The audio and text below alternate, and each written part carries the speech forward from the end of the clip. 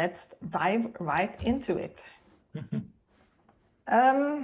Firstly, maybe we could have a look at what place does continuing education and lifelong learning occupy in your university, your country? Is it one of the priorities? I think continuing education now is becoming more and more important, but there's a long way to go, because from my point of view, it should be at the same level of technology transfer as part of the missions of the university. But nowadays, it's better than 5 years ago because of micro-credentials, because Europe is starting to talk seriously with investment about lifelong learning in the universities, but there is a long way to go. That's my point of view. I'm happy and expecting 10 years. Yeah, that's the right spirit.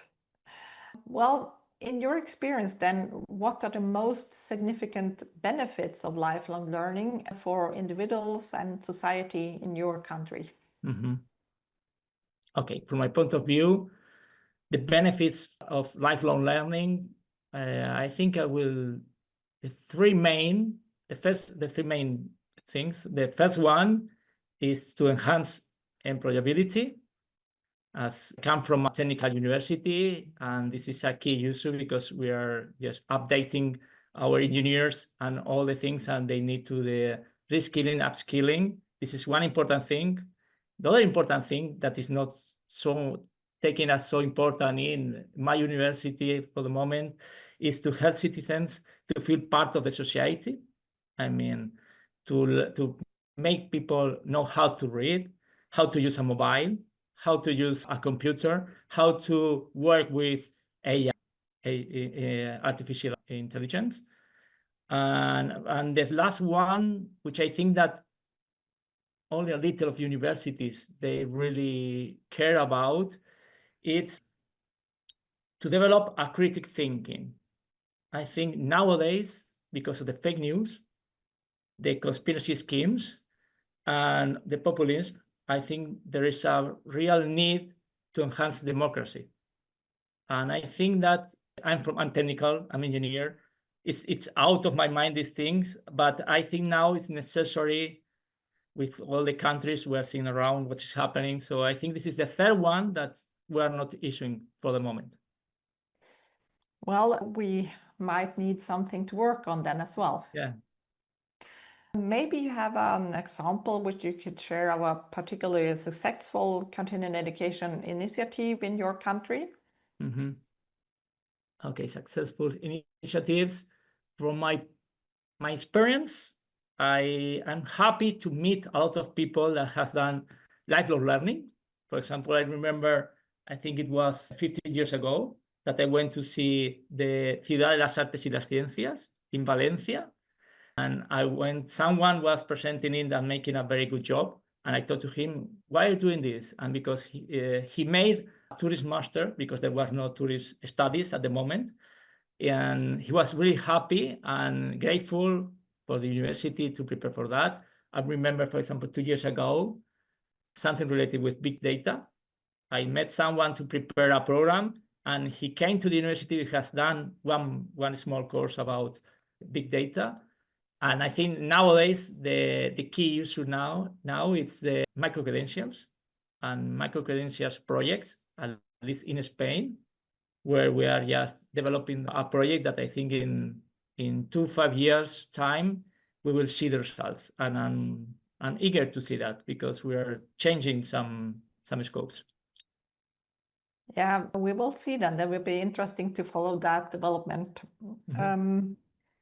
If we will talk more about micro-credentials, but if we dive into national policies, what would be the key national policies or funding models supporting continuing education in Spain? I think that with the new university law, for the first time, lifelong learning is a key word, a key phrase in all the parts of the text. So it's one part of the university missions. There is an open window for recognition recognitions to professors, which is also a key user now. There is also another the quality and titles law in Spain that for the first time talks about lifelong learning, and for the lifelong learning masters, defining them, and the micro credentials also, micro modules at the moment. So I think it's starting to, and I think it is good to have it mentioned in the laws, but I think it is also good that there is not a lot of regulation about that. I think we have to balance recognition with with the laws and the restrictions, because lifelong learning it should be more open, more flexible. That is the point.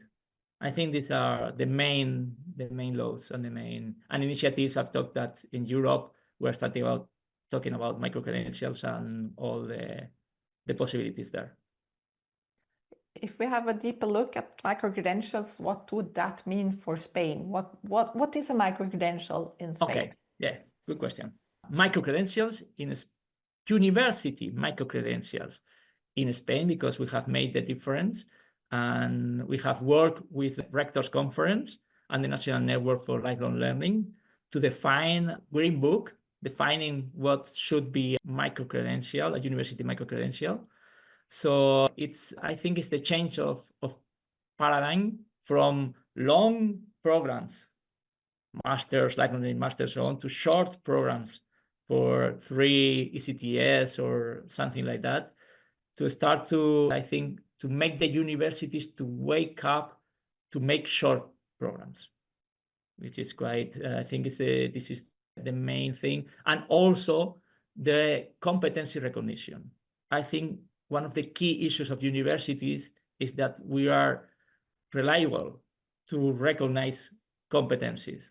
When we assess the different competencies, I think we are a stakeholder that can be reliable for that. I think these are the main things for micro-credentials, at least in Spain. And I know that in Europe it's a bit different, because the length in credits of the different micro-credentials, but at least in Spain, I think the ministry wants universities to make short courses. And recognition of short would be how many credits? Short, I would say from, I think, 30 hours, 3 ECTS is more or less I think the average. It's less than 15 in Spain, but you can go from 1 to 15. So it's quite flexible for that. Mm-hmm. So this is... Yeah, micro-credentials is a buzzword in whole university Europe. So, but there are different tendencies. Mm-hmm. Which would you see as the biggest challenge for continuing education and lifelong learners in Spanish universities? Yeah, I think the biggest challenges in Spain for the universities are, I think, the recognition of lifelong learning. We are starting a project to introduce lifelong learning in the National Qualification Framework, as it's done in Ireland, and there are also something done in Switzerland. So we are trying to start a project just to put lifelong learning in the place it should happen from the beginning, that is in the National Qualification Framework. I think this is one of the main ones. And another one at this moment, I think it's also yes, I think that recognition not also outside but inside. We want our professors to be recognized for the lifelong learning as part of their work, as it happens with research, with technology transfer, and so on. I think these are the main challenges for the moment in Spain. Okay. But there are also opportunities then, and which opportunities would you see for expanding lifelong initiatives? Mm-hmm. Okay. I think for the moment, it's the micro-credentials project. It's an opportunity now, because there are many universities that didn't even think about making short courses, that is, they are starting to experiment and to start to make their first short courses in this. I think that there are there are other things in, I think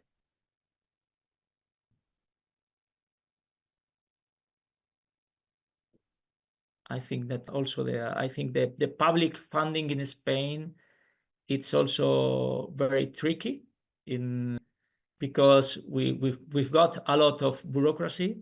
When we get money from the state, we have to, and I think that there should be a change from how would I say, from having, I think that it's a challenge to go from justifying a project to individual learning accounts. I think that individual learning accounts will make easy for the universities to address lifelong learning, or at least the public fundings. Because at least in Spain, when you go for a public funding, you spend more time and more effort justifying it than doing the activity. And that's a nonsense.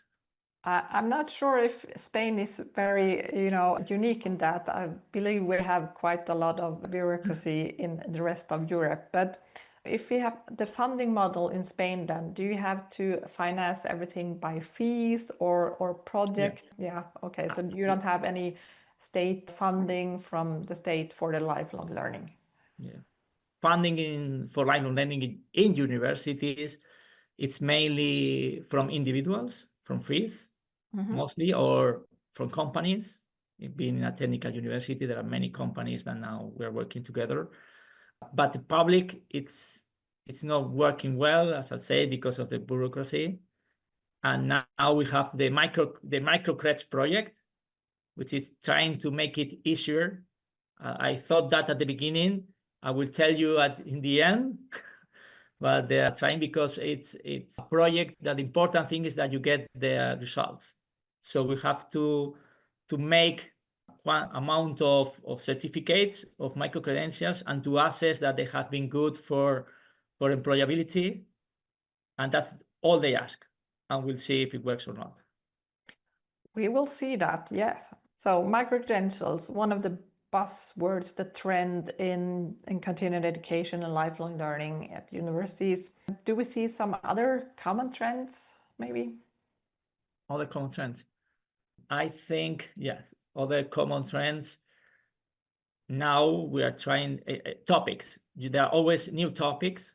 It was, I remember when it was social recognition. Now at the past it was big data. Now artificial intelligence. The topics are changing, but there are some topics that change the way you are doing lifelong learning. For example, I think many years ago when internet appeared, it changed the way professors teach and the way they assess the things, because you could make, you can make some work just searching in internet with Googling and making together. So we have to adapt to this. And now with I think the next revolution is the artificial intelligence that they will need from universities to change also a little and adapt, because it's quite easy. Now you can prepare a program and you can prepare the contents of any course, nearly any course, in minutes. But it doesn't mean that it's a good course, but you can do it.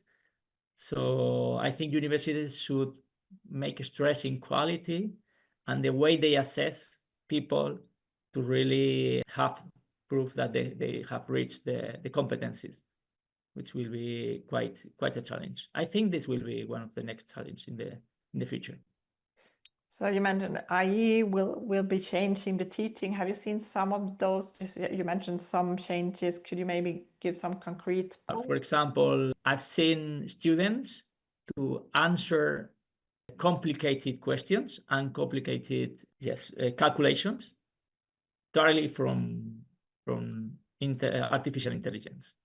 So I think we have to be careful. I've read somewhere that we have to be careful not to prepare courses in AI that will be answered by AIs. Mm-hmm. So I think this is, I've seen that we should make different assessments, or the way we have to make something and to ask something different, just to make sure that, I think using AI is not a bad thing, because it's a tool, but you have to know how to use it, and you have to know what you're doing. And I think the future will be focused on that. That will be another issue to follow with deep interest. So time is flying when you're having fun. We have come to the end of this interview, but maybe is there something you want to add on lifelong learning, continuing education in Spain?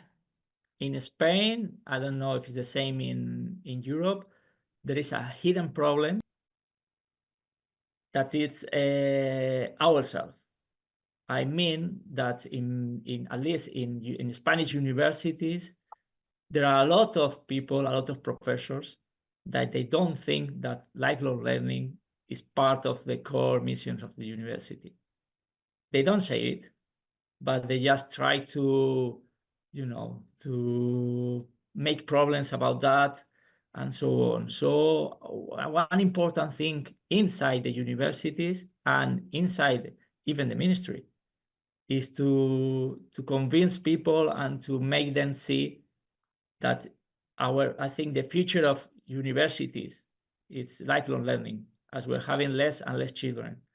So if we are going to be stuck in being a first education system, when no one will be coming for the first education systems, the universities won't have any work to do. So yeah, I mean, we are lifelong learners, all of us, and none of us, I believe, 10 years ago, knew Zoom. Maybe we had Adobe Connect, but maybe it was just beginning.